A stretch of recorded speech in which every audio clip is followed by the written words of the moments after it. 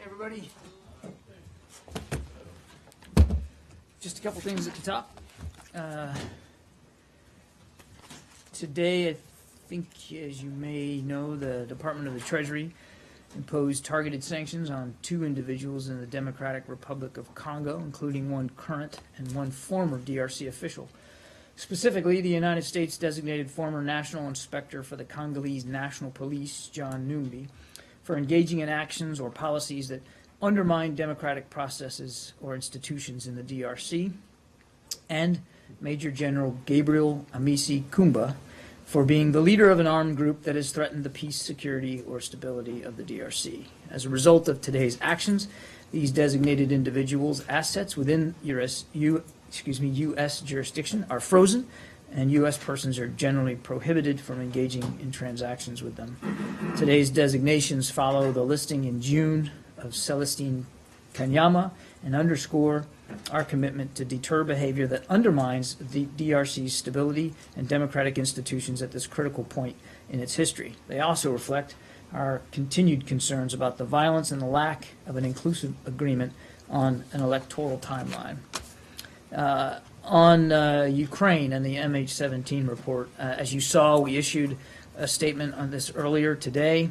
I want to reiterate, however, that we are gratified that the Netherlands and other members of the joint investigation team are objectively and thoroughly investigating the shoot-down of Malaysia Airlines flight MH17. The team's interim findings corroborate Secretary Kerry's statement in the days following the tragedy and leave no doubt that MH17 was shot down by a Buk surface-to-air missile fired from territory in eastern Ukraine controlled by Russian-backed separatists.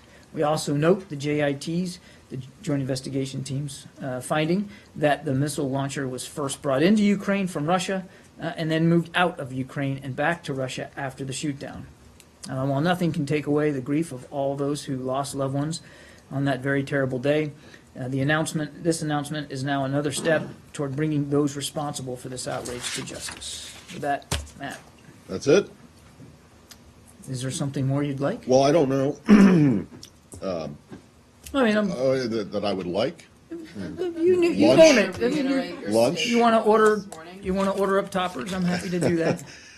Let's start with Syria and the phone call that the Secretary had with Foreign Minister Lavrov, in which he, according to you, Secretary Kerry, quote, informed the Foreign Minister that the United States is making preparations to suspend U.S.-Russia bilateral engagement on Syria, including on the establishment of the JIC, unless Russia takes immediate steps to end the assault on Aleppo and restore the cessation of hostilities. Yeah. What exactly does that mean? You're making preparations to suspend unless Russia takes immediate... I don't quite get the construction there. Well, Are you making preparations or are you not making preparations now? we no, I see what you mean. We are working through steps that we might have to take to begin to suspend our engagement with Russia on Syria. We haven't taken those steps yet, but the message to the foreign minister today was that we're perfectly willing and able to move forward on those kinds of steps that would end up in the suspension of U.S.-Russia bilateral engagement on Syria, unless we see some significant steps taken by Russia in the very near future to show that they mean what they say when they say they support a cessation of hostilities and a resumption of political talks. Right. And I don't get, are you making preparations now, or are you saying that you will make preparations to suspend unless? And what exactly are you talking about in terms of U.S.-Russia bilateral engagement? Does that include the deconfliction exercise? What does that mean? So on the first question, as I said, we're thinking through what steps we would have to take to suspend the engagement if we need to. So while we haven't taken any of these steps, we're certainly thinking that through, and we're making preps to do that in the very near future. And Now, on the Can I just, what does that mean? Like you're preparing to bring people back from Geneva? Well, for instance, it could include the fact that, yes, we've got, as you know, we have a team in Geneva, and while they're still there, we've certainly communicated to them that their presence in Geneva may not be the case for much longer. That includes the deconfliction talks. That's a different issue. That's a DoD thing, and that's and that So- revolves around. Hang on a second. That revolves around the fight against ISIL, and I won't speak for the Department of Defense. I think they would tell you that they still find the deconfliction mechanisms useful in terms of the fight against Daesh. What I'm talking about is the teams, the technical team that we have had in Geneva to work through the modalities of this latest agreement that was arrived at on September 9th. So one of the steps that could be taken that would potentially lead to a suspension would be not having that team in Geneva So, anymore. and does this mean that this is another one that the Secretary would no longer be prepared to have these, the weekly meetings with Foreign Minister Lavrov, or, almost daily phone calls about Syria? That they would only talk about other issues? Well, I don't want to rule anything in or out at this point. I mean, let's see where this goes. All right.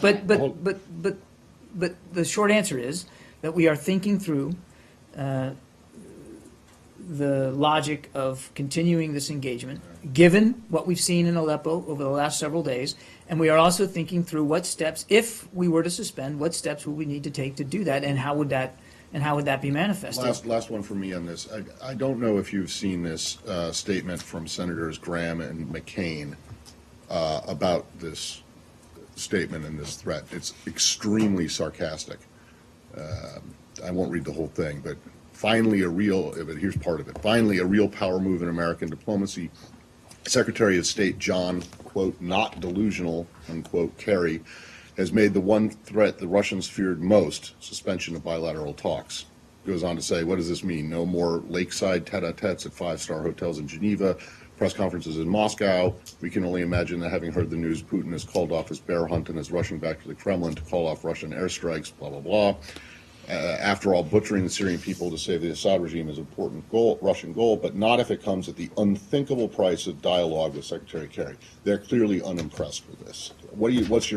I haven't seen that One, is statement. that That's the first. appropriate? That's the first I've heard of that statement. But look, I think the Secretary addressed this, some of this criticism the other day in Cartagena, and I think I'd point you back to what he said that day. We're not apologetic here for, as he said, going the last mile to try to achieve a diplomatic solution here. Because we continue to believe that more violence, more war, more bloodshed is not the answer. And that the best way to end the civil war is to get the two sides back together again in Geneva. That can't happen when the opposition's being bombed and when civilians are being killed and hospitals are being struck, as they have been in just the last 24 to 48 hours. And so there's nothing that the Secretary is going to apologize for, congressional criticism or not, about talking to the Russians who have the most influence on Assad to try to get this to stop. But as he also has said, his patience is not limitless. And I think you can tell from his comments in recent days, and certainly this readout today, that patience is wearing extraordinarily thin. So it is easy to criticize the efforts that the nation's chief diplomat is making. Okay, When so- you aren't, hang on a second, when you aren't accountable for the results of those discussions, and when you don't necessarily have thought through all the unintended consequences of more violence, more bloodshed, or military solutions in an already John, bloody what war. does it mean? What does it mean when he says the unacceptable delays of humanitarian aid, unless he stops immediately, unless he proposes immediately? Like, what does that mean? I mean, it sounds like an ultimatum, and it sounds like he's expecting a result. So, what is his definition of immediately? That's the first one. I'm not going to give you a timestamp on that. Immediately means now. We want to see results now. I mean, But does he have an idea in his mind about how long he's going to give this before he actually makes good on this, these threats? I'm not going to give you a timestamp here, or a number of hours or days, but I can. I think you can tell. I think you can tell from the tone of this readout that he's not prepared to let the situation go on for very much longer before we have to take the steps we need to take to begin Wait, I have suspending another- engagement. But I'm not going to, I just don't think, in the wake of this phone call and the very clear message that we sent to the Russians, that it's Did he useful give- for me to without put a saying date it- on the Without calendar. telling us, did he give?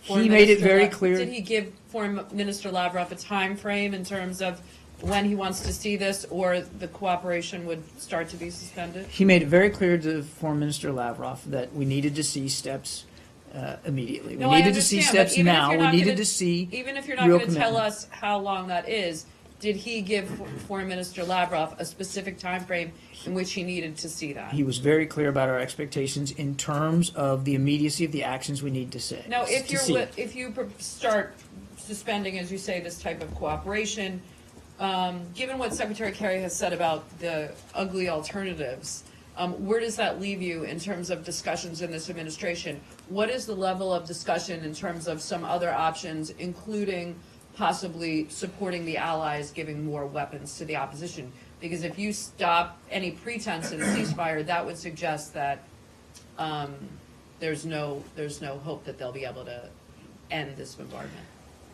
Without getting into the details and specifics of interagency discussions, what I can tell you is that interagency conversations about other options and alternatives that might be available to us and to our partners continue.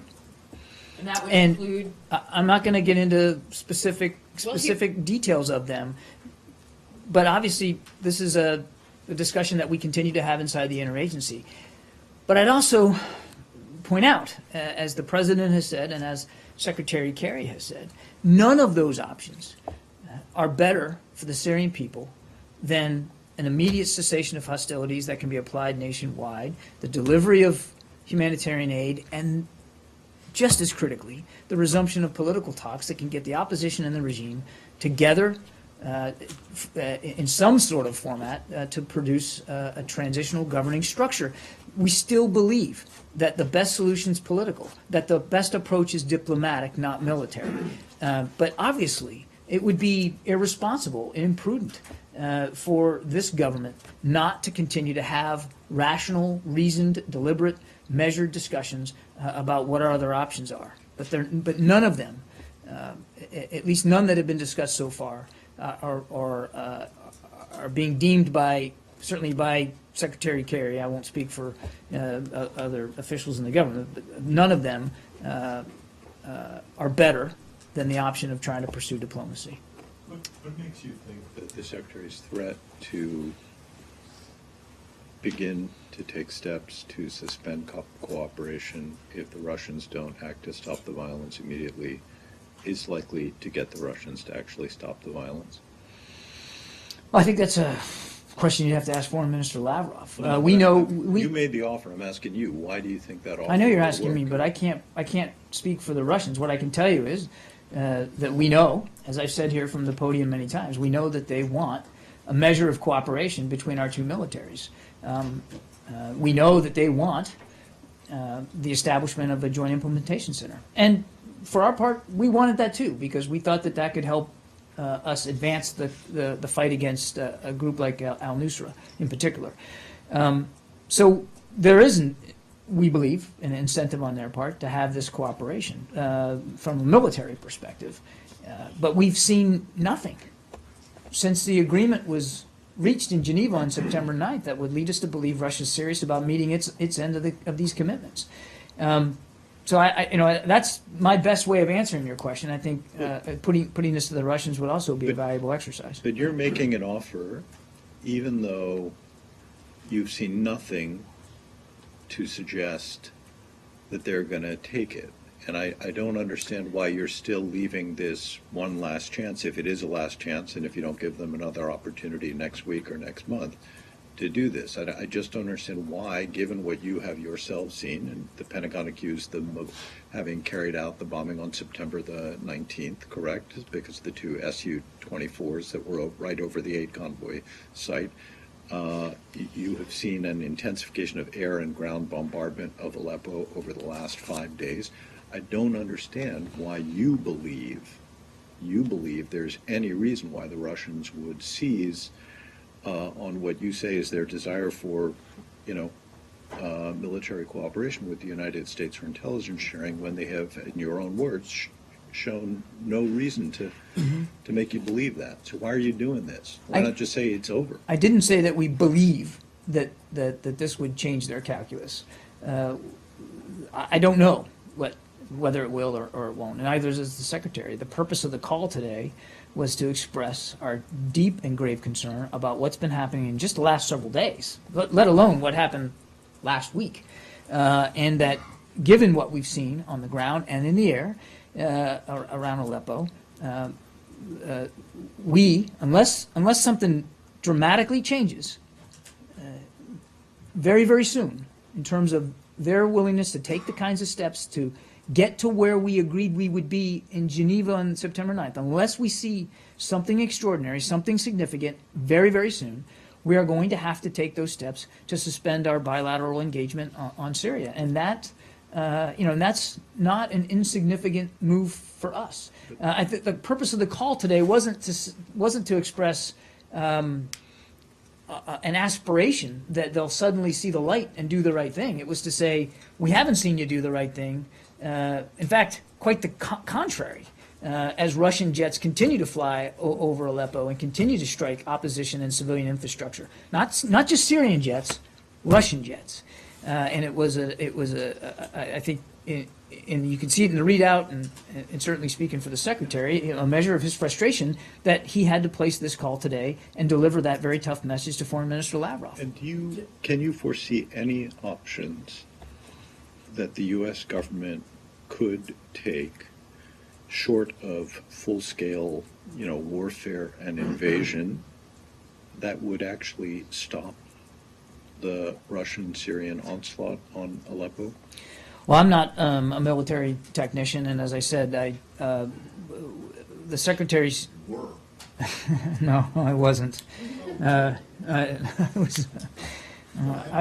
was just a spokesman in the Navy. I would not count myself as a tactician, and I wouldn't speak for specific military tactics in any case, because here at the State Department, the Secretary is still committed to a diplomatic solution. And again, without getting into specific other options, as I told Elise, there are other options that don't revolve around the act of diplomacy that the interagency has discussed and has talked about, and those discussions are ongoing. I mean, again, it would be irresponsible for this government not to think about those things and not to try to work through the calculus on other options that are outside diplomacy. But again, not to be redundant, I mean, the Secretary and the President both believe that none of them are better in the long run for the Syrian people than trying to get a diplomatic solution now and a cessation of hostilities today. Is this Hang on, guys. Hang on. I'll Saeed, and I'll go to you, Michael. Is this warning restricted to the September 9th agreement? I mean, you could still cooperate on other stuff, right? No, I think Or is it the whole I- Syria thing? I think my readout was clear. This was I don't U.S. understand. Russian So is it pertaining to the truce or the Hudna or everything to else? in suspend Syria? U.S. Russia bilateral engagement on On Syria. Syria, period. Just right in my readout. U.S. Russian bilateral engagement on Syria. So basically, are you issuing an ultimatum that you may engage in other than diplomatic You can activities? characterize it how you want. I think the Secretary is very direct about what our expectations No, are. the Russians are claiming, the Russian foreign ministers say that Mr. Lavrov told the secretary that Nusra and other groups, many other groups, are continuing with their assaults on government forces and so on, and that needs to stop. Could you confirm that actually? I can't confirm that he said that specifically, but he has said in the past that we know that in some cases the opposition themselves have conducted attacks and violated the cessation of hostilities, and clearly Nusra, which is outside the agreement altogether, has certainly not slowed offensive actions and terrorist attacks. Michael? John, I'd just like to take another crack at Arshad's question. If you're going to get any kind of agreement, you have to have some leverage, and that can be positive and negative reinforcement. So you've said what's in it, the agreement for the Russians is the possibility of military collaboration, this joint implementation center. That's something they want. But what I don't think we have heard here is, so what are the consequences for Russia if this agreement falls through, beyond some interagency discussions about options that have not yet been chosen? What are the consequences for Russia other than Secretary Kerry won't talk to them on this particular issue going forward? The consequences are that the civil war will continue in Syria, that extremist groups will continue to exploit the vacuums that are there in Syria to expand their operations, which will include, no question, attacks against Russian interests, perhaps even Russian cities. And Russia will continue to send troops home in body bags. And they will continue to lose resources, even perhaps more aircraft.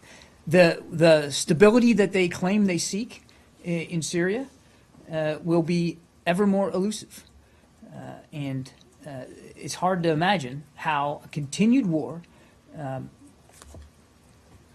not just a civil war now, but increasingly more violent extremist activity in Syria, can be in the interest of a nation that says, it claims, and has claimed publicly time and time again that what they want to see is a whole, unified, pluralistic Syria and a stable Syria, a secure Syria, a Syria where they want to continue to have a defense relationship and a presence.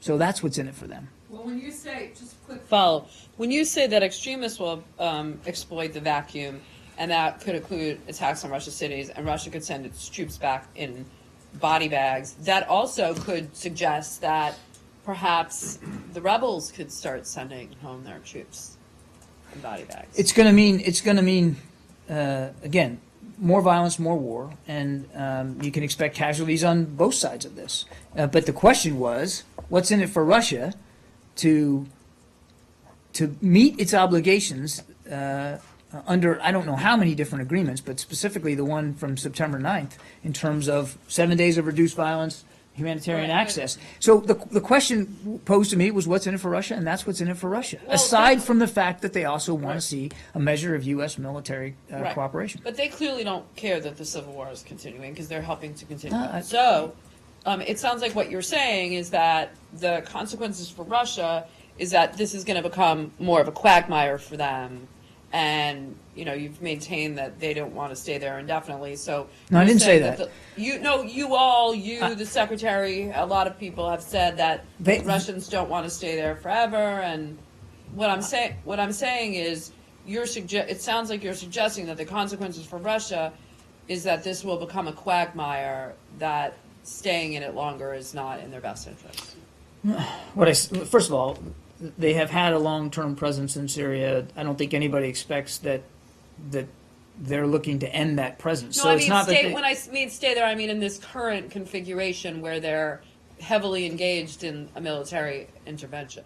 Well, again, those are decisions they have to make as a sovereign country. My point is, the question was, what's in it for them to comply with this? What's in it for them to meet their obligations, to move forward with a JIC and get the cooperation that they want? What's in it for them in terms of, or what happens to them if they don't do that, is that they'll end up being, more deeply involved in this, and the war won't stop. Opposition groups are certainly not going to pull back. Extremist groups are likely going to expand and take advantage of the chaos, and the war will continue. And more Russian resources will be expended, more Russian lives will be lost, more Russian aircraft will be shot down, and this will go on. John, those are all consequences that you foresee would be imposed by the situation in Syria. Are there consequences that the Obama administration is prepared to impose on the Russians for their failure to uphold the agreement? You can imagine economic sanctions. There could be military support to the Well, rebels? Is the administration in principle prepared to impose its own consequences? The entire The answer- administration here. But well- what I can tell you is, what I will tell you, Michael, is What's that the policy? we have, the policy is we continue to support a diplomatic solution to this, rather than a military one. But that doesn't mean that as a government, and certainly I can only speak for the State Department and Secretary Kerry, it doesn't mean that we aren't still discussing other options and alternatives that might be available to us. It's just that we continue to believe that none of them are better than trying to get a diplomatic solution to this. Obviously, it's been elusive, and it has been extraordinarily frustrating to see it be so elusive, which is why the Secretary made this phone call to Foreign Minister Lavrov today. But I'm not going to speculate about if, then, what, and what might happen going forward. Moscow has a decision to make. They have had many decisions to make over many, many months, of course. But right now, they have a decision to make. And the Secretary laid that decision before them. It is show that you're willing to take an extraordinary, significant step to reduce the violence. And one of the step that the Secretary talked about, and you heard him talk about it in New York last week, was keep Assad's air forces on the ground. Show, I got you. I know you. I got you. I'm going to get to you because I had no doubt in my mind that you were going to want to ask a question today. But show those extraordinary steps so that we can start to build the confidence necessary to actually implement the agreements that we've reached. Can I ask a follow-up on the consequences? One of the things that the Secretary said, or that you said in your statement about his, in your readout of his conversation, was he talked about how the United States and its allies would hold Russia responsible for the situation, including the use of incendiary and bunker busting bombs in an urban area.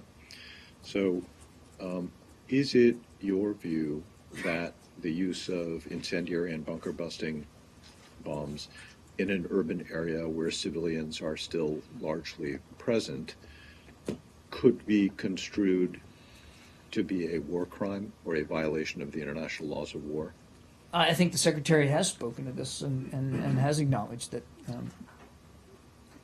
the use of those kinds of weapons against civilian populations is in fact a violation of international law, as is the use of chlorine gas against innocent people, as is the bombing of hospitals or aid workers. I don't think there's any doubt about that. Now, I think I know where you're going here in terms of holding responsible. I'm not going to speculate about how, when, or in what way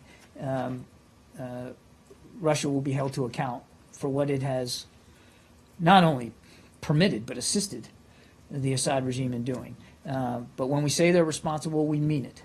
But I'm not going to get ahead. I'm not going to get ahead of decisions that haven't been made yet. But something that has happened is that the French foreign minister today said that he was trying to introduce a resolution at the Security Council calling for an end to the violence in Aleppo and saying that those who didn't support that could be construed as aiding in war crimes or deemed to.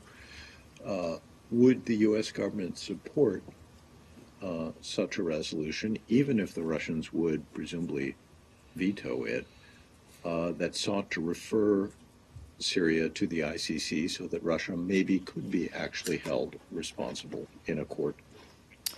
Well, we're aware of the French proposal, and I think you can imagine we're reviewing it and looking at it. I don't want to get ahead of any determination that we might make one way or the other.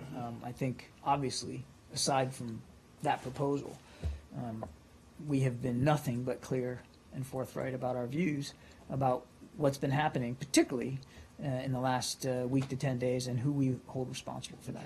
Last one for me on this, if I may. What is, I mean, you know that Syria isn't a state party to the Rome Statute, therefore the court doesn't intrinsically have jurisdiction. And you know that for the other route, as I understand it, is for the Security Council to make a referral, which seems most unlikely given that Russia has a veto and has vetoed other Syria-related resolutions. So what is the utility of going down that path? Is there an obvious benefit to going down that path, or is it just kind of a fool's errand because they'll just veto it? I think it's just too soon to know, Arshad. I mean, the proposal was just made, as I said, we're looking at it and reviewing it, and I'm sure we'll have an opinion, you know, in coming days on that. I just don't want to get ahead of the process here. At the very least, though, you can see how the international community is becoming more galvanized here about what's happening. And the form and the mechanism that takes, I think, has yet to play out. But clearly, what's happening in Aleppo has the world's attention, and rightly so. Absolutely rightly so. John, two things, very briefly, to clarify things. You accepted the premise of Arshad's question, which is that your statement said that the United States and its partners will hold Russia responsible for the situation. It doesn't actually say that, but I want to make sure. Do you intend it to mean that? It says the U.S. and its partners hold Russia responsible, which stops short of saying that you're going to try and go bring some accountability for the actions that you say they've committed. Do you mean to say, and does the Secretary, did the Secretary tell Foreign Minister Lavrov that the U.S. and its partners will seek to hold Russia responsible / accountable for what you say they've been doing? I didn't mean to get caught up in a Well, tense issue here, but well, no, it's not just a tense issue. It's the statement I mean, says we you can- hold them responsible. Yes. Does that How mean that will be manifested, I don't. Right. There haven't been any And then- decisions made about that. And then secondly, you said a few minutes ago that the interagency, within the interagency, there are other options that don't revolve around the act of diplomacy in terms of, and I just want to know, is one of those options walking away, simply abandoning support for the opposition? Or is that off the table, like what we heard, boots on the ground were off the table for many, many years, which turned out not to be the case? I just don't find it useful to get into speculating about what other options are under consideration. Well, no. I Whether don't- it's under consideration or not. I'm not going to put anything what is on or off the table today. Outside that don't revolve around the act of diplomacy mean? I mean, that- that either means walking away or it means more. I think I'm going to leave it where I. No, More- I mean, I put it. there's diplomacy and there's, well, I guess he's right. There's diplomacy, war, and nothing. So if you're saying there's other diplomacy, then the other two options are doing something more robust military, whether that means some kind of intervention or are allowing the allies to be armed or sitting around and doing nothing. Are you saying that sitting around and doing nothing is an option? Obviously, we're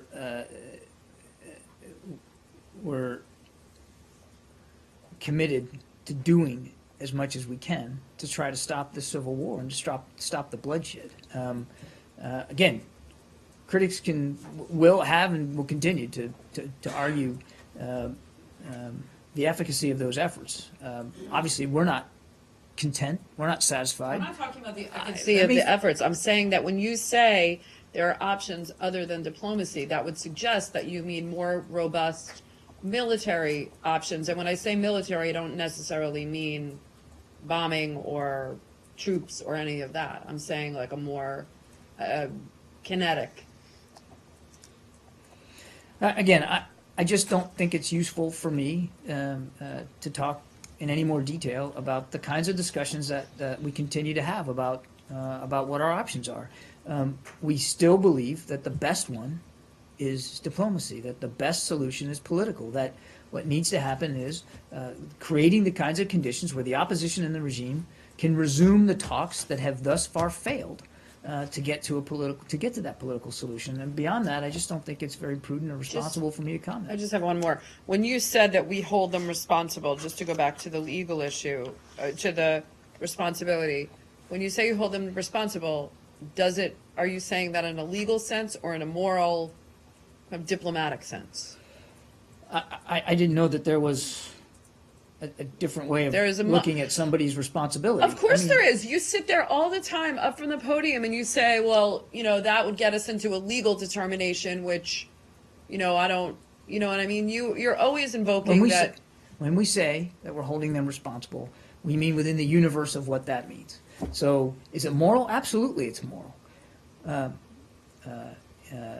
And could there be some sort of legal ramification to that responsibility? Yeah, there could be. But that, when you say that, that's different than suggesting that you hold them legally responsible and you've contacted your lawyers and you've done. Yes, We're not, it- I understand, I know you would like a lot more clarity on this than I'm going to give you today, but when we say we hold Russia responsible, we mean what we say. Now, I'm not going to speculate about the ramifications not or saying what you consequences mean, down the though. road of that. No, I'm not. I'm not going to go into any more detail on it than I have today, as much as I know you would like that. When we say we hold them responsible, we hold them responsible.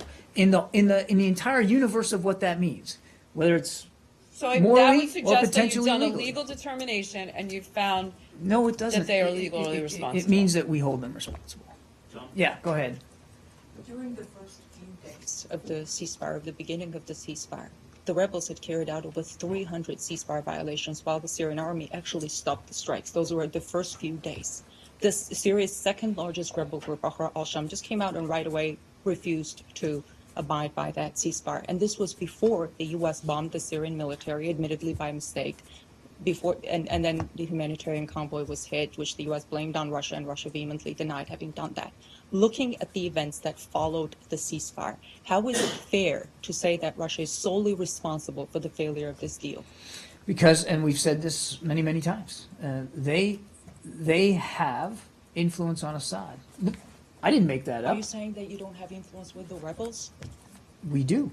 And so do some of our allies and partners as well. And we've also been honest about the fact that the opposition hasn't, in every case and in every situation, on every day, met their obligations under that ceasefire arrangement. We've been honest about that.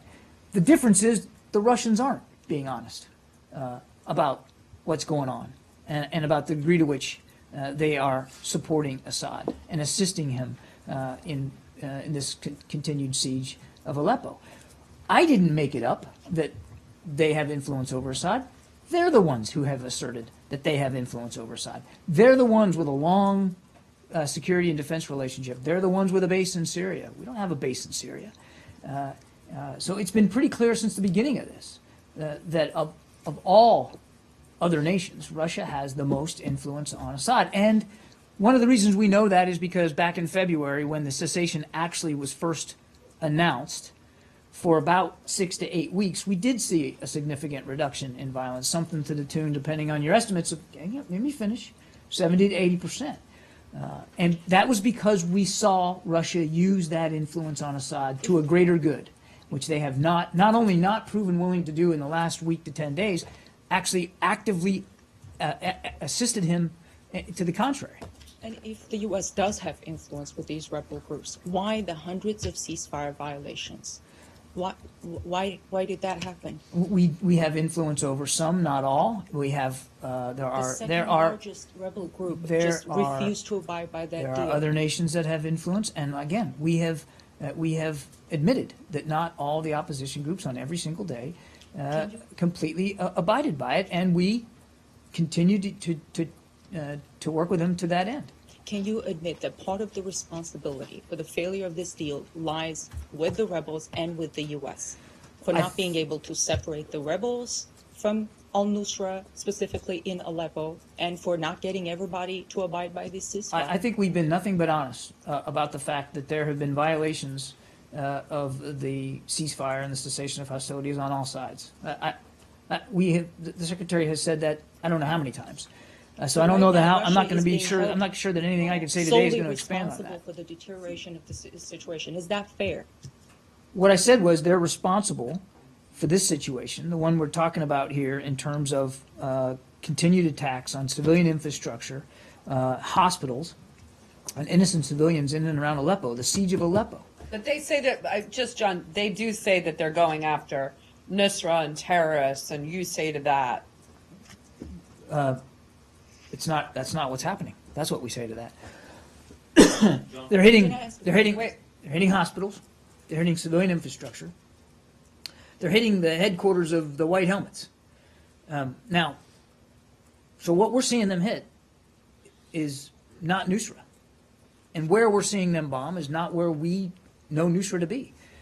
And this has been a pretense that Moscow and Damascus has been proffering now for many months. Well, you think you're they're going to go trying after to take terrorists. Aleppo? fine, you want to go after terrorists. If you're going to do what you say you do, then show that you're going after terrorists. And they haven't done that. There have been times when they have, but they have also, under the pretense of going after terrorist groups, presumably al-Nusra, they have hit what are clearly civilian targets. So you think they're trying to take Aleppo?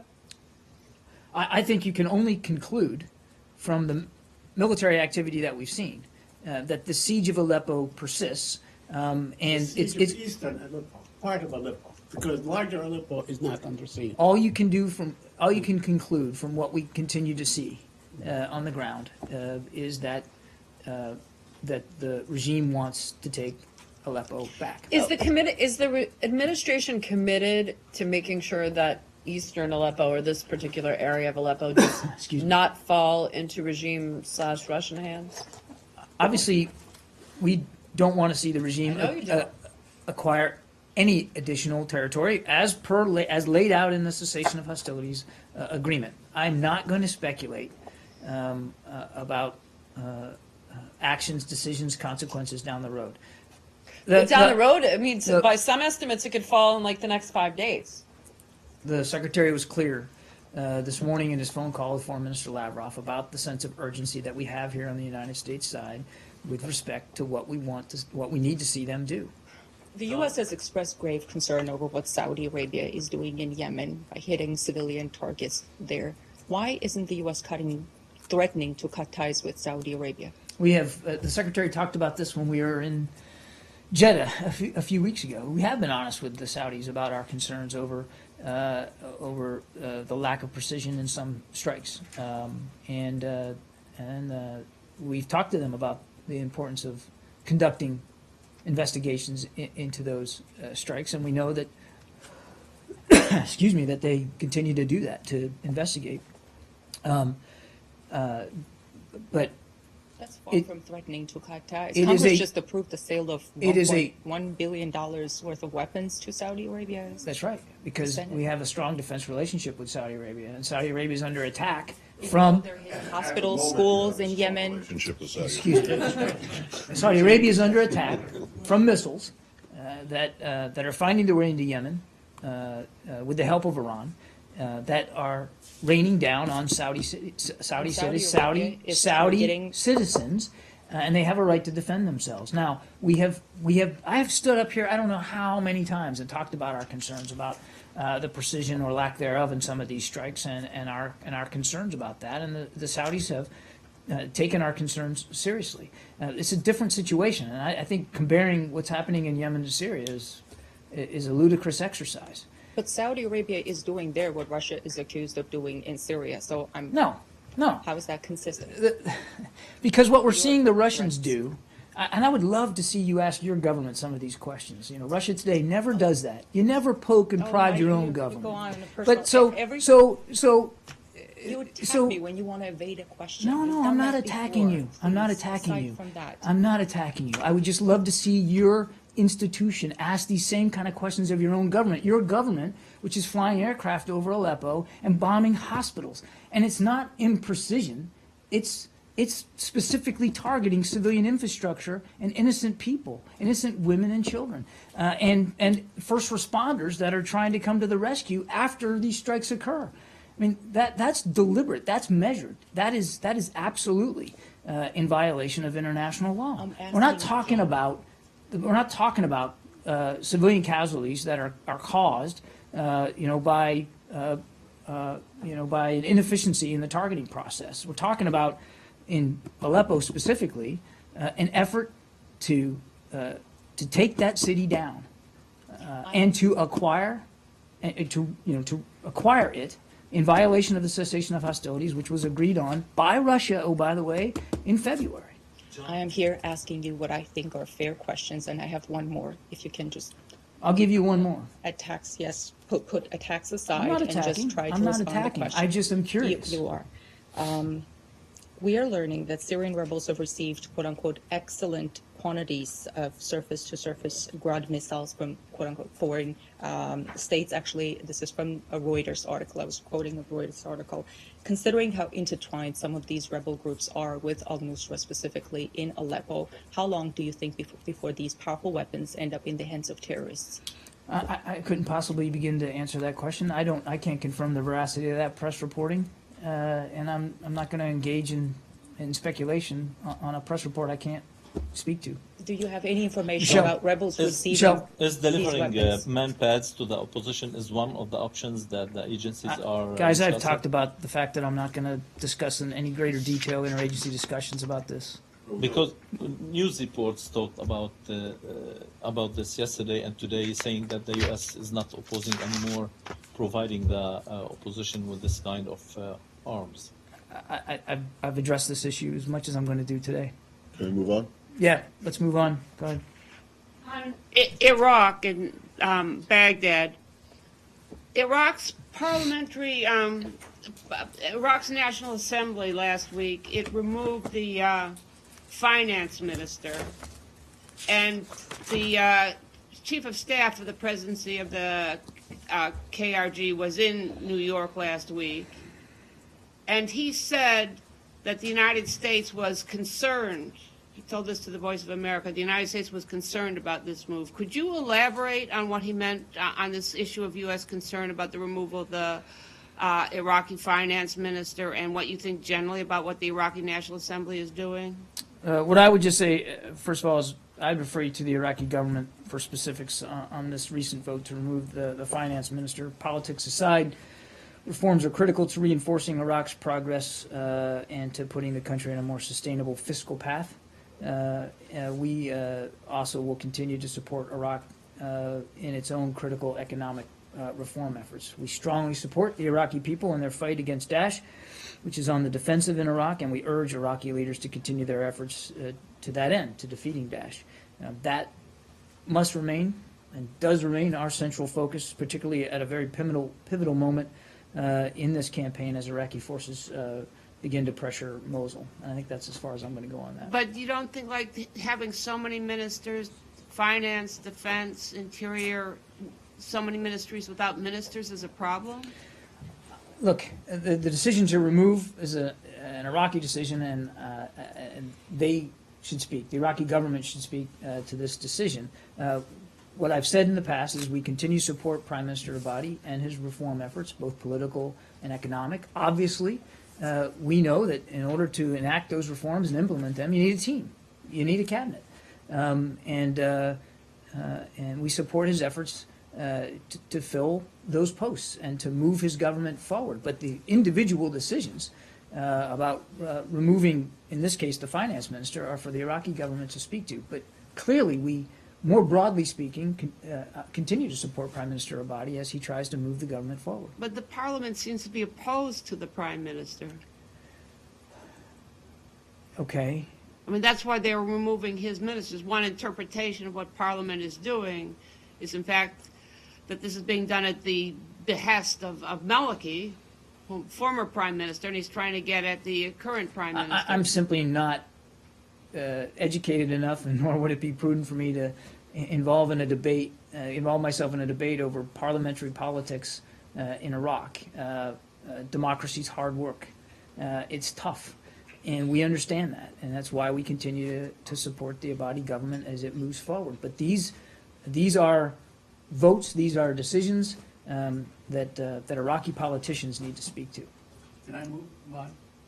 Palestinian-Israeli issue, very Sure. quick issue regarding something called the Women's Boat to Gaza.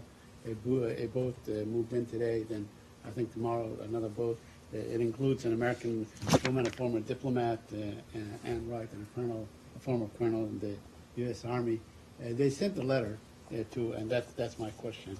They sent a letter to Secretary of State John Kerry on the 14th of September requesting that he, whatever, takes some action to call on Israel to prevent Israel from doing committing any kind of violent acts similar to what happened in May 2010. First of all, are you aware of this letter that was sent to Secretary Kerry? Or not? Okay, so you don't know whether you received it or not? I'm not aware of it, Said. I In can fact, look and think see. they probably, I think they came to the State Department, met with some people. They came, I think they came to this building and met with some people over this issue. I don't know. Okay, I mean, I'm aware of, Would you urge the Israelis not to prevent the boats violently from docking in Gaza? so on the flotilla itself, On the flotilla I'm itself. aware of the reports. I don't have more information about it to share with you. But as we've said before, while we underscore the need for international support for Gaza's recovery and humanitarian assistance to the Palestinian people, we remain of the view that this assistance and the goods destined for Gaza should be transmitted through legitimate crossings and established channels. I just don't have more information on this letter. We'll take the question and see if we can find out more about it. I just don't know. So, I'm going to go to Jasta. Okay. Because, as you probably don't know, because you were standing up here when it happened, the House has just also overridden the veto, so it is, it's law. And while I don't expect you to comment on that necessarily, and the White House has done it extensively already, are you aware of, since the president vetoed the bill last week, if any countries have specifically come to you guys, embassies or here in Washington, and said that they would move to, or that they would seek to pass legislation that would that could affect the sovereign immunity of the United States and U.S. officials abroad? I'm not aware that any government has expressed an intention to do so since the president's veto. Before the president's veto, though, several governments, some of our European friends, who are less likely to have, been affected by the intent of the law itself, have expressed concerns about the issue of sovereign immunity surrounding the law. I mean, so these are, Right, no, I'm not- France being one of them, expressed a concern about that. Robert, I know that people have expressed concerns about it, but have any of them come to you and said, if this veto is overridden and this goes into, and this takes effect as law, we're That going to gonna consider doing reciprocate something. with some sort of- uh, Yeah, some- I'm not some- aware of any intentions so stated, specifically since the veto. Okay, so if there hasn't been that, is it just, is the administration's thinking that it's just inevitable that it's going to happen? Or were you guys just conjuring up a worst possible, worst case scenario in the event that the veto was overridden? No, I mean, it wasn't, it's neither, Matt. I mean, I can't obviously predict what sovereign nations are going to do now with respect to this. But it wasn't a conjuring. It wasn't, an extreme or outlandish interpretation of the effect of the law that we took. In fact, it was informed by concerns expressed by some of our allies and partners, even in Europe, Right. that this law would force them to have to rethink the whole issue of sovereign immunity. We didn't make that up. That was communicated to us by other countries. I'm not suggesting that you did make it up, but I'm just wondering if anyone, yes, they expressed concerns, but has any country actually said, or any government actually said that they're going to go ahead and do it, take action commensurate with what they see as this law as having? I'm not aware that we have received communication from any specific government that they would now move forward intentionally with a reciprocal piece of legislation. Obviously, we wouldn't want to see that happen. Gotcha.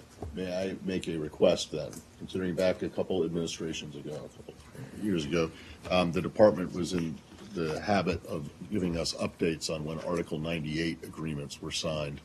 And I'm just wondering if it's possible to ask if you keep track of the number of countries who have said that those might be in jeopardy now, or if any of them get rescinded as a result of this veto being overridden.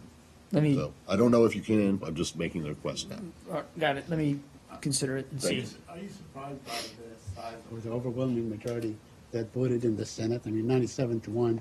The House is probably even a large. I don't know what the I don't know. ratio is. I Are you don't surprised either. by that? The bill You're had, saying that the bill had moving forward, it had bipartisan support. I'm not going That's to an characterize. overwhelming bipartisan support. 97-1 is a very clear and Almost and unprecedented. convincing vote tally. I'm not going to characterize it one way or another. Obviously, we were disappointed to see what the Senate did, and I haven't seen the reports out of the House, but if that's true, that obviously continues to be of concern here. That's last not question. that's not the outcome we wanted to see. One more point on this. Are you expected that you will have some sort of diplomatic difficulty with Saudi Arabia as a result of this vote? I think our hope would be not to, clearly. But it goes beyond just Saudi Arabia. It goes to a larger concern that we have had about this idea of sovereign immunity, not just for diplomats, but for our troops, for U.S. companies that operate overseas. But certainly our hope that that the strength of the U.S.-Saudi relationship will be able to weather this, but we'll have to see. Yeah, Jenny. Thank you, John. On Korea, Assistant Secretary Russell has stated in diplomatic associations recently.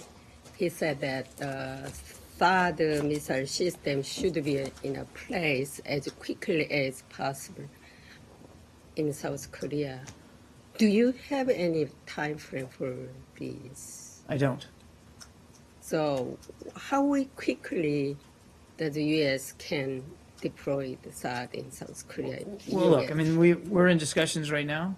The Defense Department is in discussions with the Defense Ministry there in the Republic of Korea. I would point you to my colleagues at the Pentagon to talk about the pace and scope of those discussions. I don't know, and wouldn't be right for me to try to speculate about how fast this process is going to move along. There's consultations going on right now, and I think we need to let that play out. Within this year, or I'm not going to speculate. Also another one, North Korean embassy in Russia reported yesterday that North Korea has completed the development of nuclear weapons. So that how will you respond of this? Their statement that they already had nuclear. I'm not going to speak to intelligence matters from this podium. We continue to be obviously deeply concerned by the constant pursuit of the DPRK for nuclear weapon capabilities. Where exactly we think they are in that process, I'm simply not going to get into. But what I will say is that with each test, and with each new provocative action, they only further galvanize the international community to take the steps necessary to put additional pressure on the regime. I understand that even with the most strident sanctions regime now in place, that they still prove able and willing to continue these activities. Sanctions take time. And as the Secretary has said, Ambassador Power has said, we're going to continue to consult with our partners at the UN on the potential for additional sanctions regimes going forward. But I just don't have anything new to announce at this stage. And I'm certainly not going to speak to our views of where they are on the capability spectrum. Okay? Yeah. On DPRK, so the coordinator for the sanction policy of the State Department, Dan Fried, this morning told a Senate subcommittee that he would not argue suggestions that more Chinese nationals are under investigation for evading sanctions related to DPRK's proliferation. Do you have any more on that? Can you elaborate on what more Chinese individuals and entities are being probed? Actually, I don't. I don't have any additional information that I can offer on that. Yeah. Okay, that question. I'll take the question, but I don't think that we're going to be able to provide much in terms of detail on that. That wouldn't be appropriate. I have another question on South Sudan. Do you have anything on South Sudan's former Vice President Machar? and he was calling a possible armed struggle against the South Sudanese government. Do you have anything on that? Are you concerned of? Oh, of course, we've seen those statements and strongly condemn them. A statement calling for a return to war is basically what he did. The past 2.5 years have proven that fighting is not going to resolve the underlying political disputes that led to conflict in the first place. We find it inexcusable that he would continue to promote armed resistance. It indicates a lack of concern for the well-being of the South Sudanese people, millions of whom continue to struggle just to survive, and just as much want to see peace. So as we've always said, the United States expects that the transitional government and all parties, including all leaders of the opposition in South Sudan, will avoid violence at all costs and implement the peace agreement. Yeah. Investigators noticed that Russia was involved in this case, and in your statement you draw attention to this, that the book system was tracked in from Russia and returned to Russia after shooting down the plane. Investigators also say that they identified 100 people responsible for these actions. So what is your line regarding specific role of Russia and Russian government in that case? Again, our assessment, which is consistent with the investigation team's assessment in this interim report, is that the airplane was shot down by a Buk surface-to-air missile that was fired from separatist-controlled, not government-controlled, territory in eastern Ukraine. And it also makes clear that that missile system was transported from Russia into Russian-backed separatist-controlled territory in Ukraine before the incident, and then moved back out to Russia after the shoot-down. And this is the result of months-long, 15 months, something like that, long, thorough and partial, credible examination of the incident. And it totally comports with what the Secretary said just a few days after the incident happened. But the investigation's ongoing. This is an interim report. We're glad that they continue to investigate, and we look forward to seeing the results when they're completed. Yeah. Excuse me, just to follow up on that, I mean, what sort of, if any, next steps will you be taking? Will you bring this up with the Russians? I mean, if any, do you have a plan going forward now? Well, again, it's an interim report. I think we need to let the investigation conclude. I don't want to get ahead of decisions right now while they're still investigating. All the indications are, as I said, comport with what our views were of the incident, and we'll just have to see, how it plays out. Have we had conversations with Russian counterparts since this incident about our concerns, about this narrative, about our views? Absolutely, we have. Absolutely, we have. But I'm not going to get ahead of anything yet. You welcome the conclusion of the report. Are you aware of the Russian response to the conclusions? Yes. And what do you make of the Russian reactions? We've seen their response. I think we hold it to be completely without merit and absolutely not in keeping with the findings of the interim report, and certainly not in keeping with what our own understanding was, even just days afterward. Do you want to, I'm wondering if you could kind of look at this in a bigger context, given what you've accused Russia of doing in Syria with its Air Force and what you're talking about in terms of, this report. I'm wondering if you have any larger kind of thing to say about Russian actions in these type of conflicts. Here's what I would say, more broadly speaking. I mean, a lot of the tensions that we're dealing with are the result of Russian decisions made in Moscow to destabilize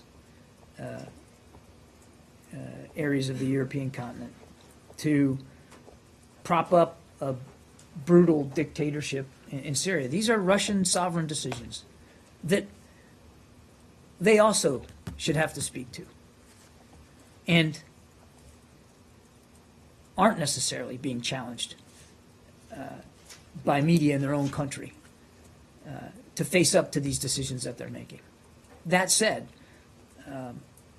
I work for a man who I think you all know, believes in the power of dialogue and diplomacy.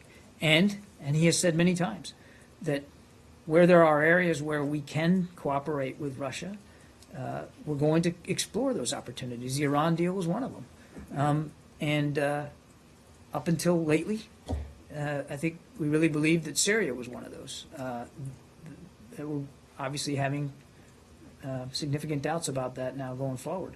But he's not afraid to try to find common ground where it can be had, and where we can work with Russia on things. Obviously, Ukraine is one of those areas where we continue to have major disagreements with the Russian approach. And that is why the sanctions regime stays in place, because Minsk isn't fully implemented, because Russia hasn't fully implemented their side. Now, I understand there's Ukrainian obligations on that, and we're working closely with them towards that end, and they have implemented many steps. But you know, Russia has significant choices and decisions to make. They're decisions that will either further isolate them from the international community or help to facilitate a better integration with the international community. Just a quick one on the Philippines. President Duterte said today that an upcoming joint naval exercise with the United States would be the last one between the two countries. His exact quote is, "I'm serving notice now to the Americans, this will be the last military exercise." I realize this might be a DoD thing, but have you gotten, to your knowledge, has the U.S. government gotten any notification that this is going to be the last military exercise? To my knowledge, no.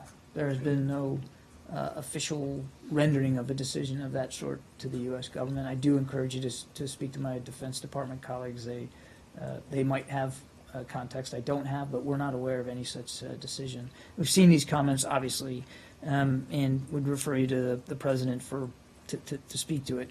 What I would say is, broadly speaking, we continue to focus on our relationship with the Philippines, and we're going to continue to work together in many areas of mutual interest, including counterterrorism, to help improve the livelihoods of the Philippine people and to uphold our shared democratic values. Our relationship with the Philippines is broad, and our alliance is one of the most enduring and important relationships in the Asia-Pacific region.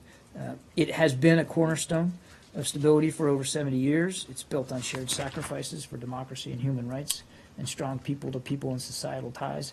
And obviously, we'd like to see that continue. Is it hard to do business with a country whose president, every few days now, it seems, says things that presumably cause some consternation here?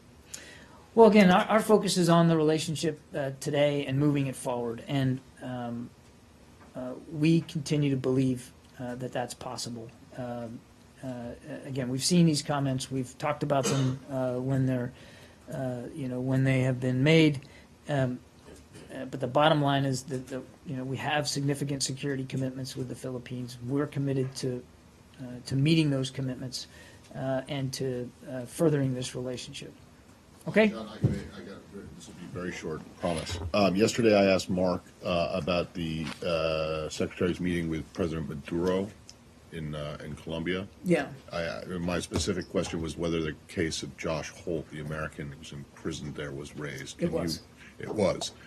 And what did the Secretary say in relation to the President in relation to that case?